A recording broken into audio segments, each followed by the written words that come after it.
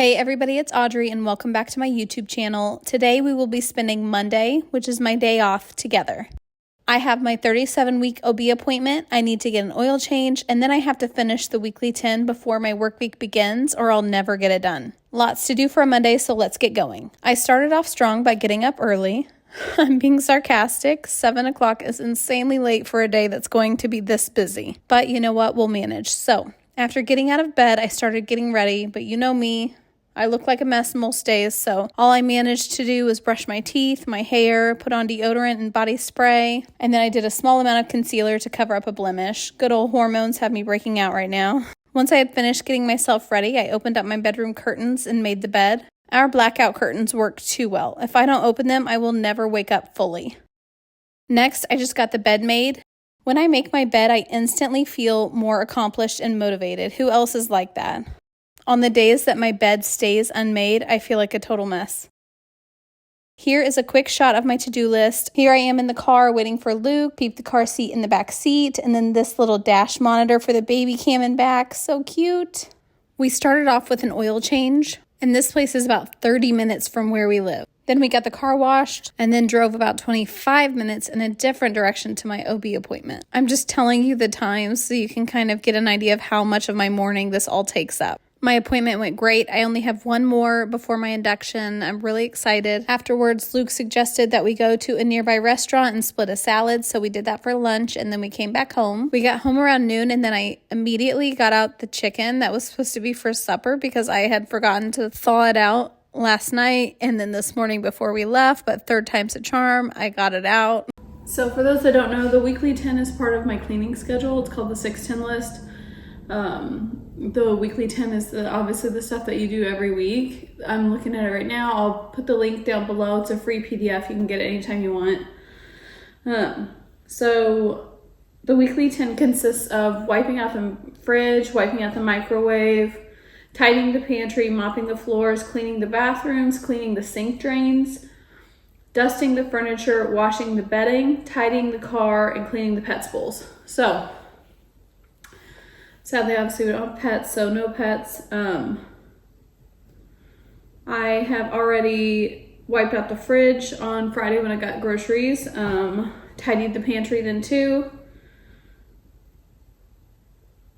Washed bedding yesterday and tidied my car on Saturday. So the only ones that I have left are wipe out microwave, mop the floors, clean the bathrooms, clean the sink drains, but I do that with baking soda and vinegar, and I'm not sure I have vinegar. I'll have to look.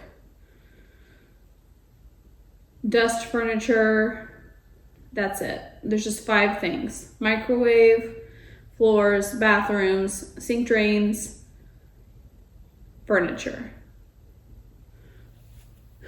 All right, so I think I'll save mop floors for last. Clean bathroom second to last. I'll wipe microwave. Dust furniture. See if I can clean the sink drains if I have vinegar. If I don't, I'll have to wait and do that in a little bit. And then clean the bathrooms and mop the floors. So it shouldn't take too long. Let's get to it and see how we do. I was really starting to get a wave of sleepiness when we got home. I had been working in the car, like looking at my phone there and back, and that always makes me really tired. So just like in the bedroom, I opened the curtains to let the light in, wake myself up a little bit, and then I got started. I tackled the microwave first because I thought it would be the easiest. My kids like to make those mac and cheese cups in the microwave all the time, and the starchy water always boils over, so it was definitely time for a cleaning. If I hadn't already started the dishwasher, I would have just thrown the microwave cover and the plate from the microwave into the dishwasher, but since it was already running, I just hand washed them. Microwaves are one of those places in your home where if you're diligent and you keep it wiped out, it's really easy to clean, but if you put it off, it can be such a pain. The splatters that can happen on the top of the microwave are impossible to get off sometimes, it seems. So I try to be really diligent about cleaning it every week, especially with kids because they forget to use the microwave cover. They forget to wipe up when they're done if they have splattered. It's just one of those tasks you don't want to put off. Once I had finished the microwave, I moved on to sink drains. So the way I do it is I run hot water through the drain first. Then I pour my baking soda and vinegar in it. I like to use cleaning vinegar if I have it. It's more concentrated, so it's a lot more powerful. And then I close the drains immediately so the reaction stays down in the sink drain and it doesn't come up. I'll leave it there for a few minutes, and then I'll come back, open up the drain, and run hot water through it again. To save time, I will do this simultaneously with all my sinks. So I'll start in one room and I'll get the water going. Then I'll walk to the next sink, same thing, start the water, let it run while I move on to the next sink, on and on. Then I'll come back and start my reaction. I'll do that in all the drains, come back, start the water again, just a continuous cycle. It doesn't take too long if you overlap it like that. After sink drains, I moved on to my least favorite tasks, and that's mopping and cleaning the bathrooms. I keep my cleaning routine very basic for my weekly clean. I know a lot of people have a lot to say about it, but we are a really busy house, so I have to do what's most convenient. And with the baby coming, I use disinfectant wipes rather than a reusable rag. I just don't like the idea of using a reusable rag on those areas with those kinds of germs. I want to keep it as sterile as I can. And I find that cleaning the bathrooms once a week keeps them clean enough that I don't need to scrub them. The disinfectant wipes work great. And I do have my Rubbermaid scrubber thing, and I'll get that out from time to time too if I need to. I use a microfiber rag and the Sprayway glass cleaner on the mirrors, and then I use my Clorox wands inside the toilet bowls. I had also removed the rugs and washed those so I would be ready for mopping when the time comes. I wash the showers and the tubs monthly, so it's not time to clean those yet. If you saw my video on the shower caddies, you know my shower doesn't get very dirty anyway. As you can see here, I was devastated when I saw the trash can didn't have any more bags in it and I had to refill those. I like to keep several bags in one can so that when it's time to empty it, I've already got another bag ready to go.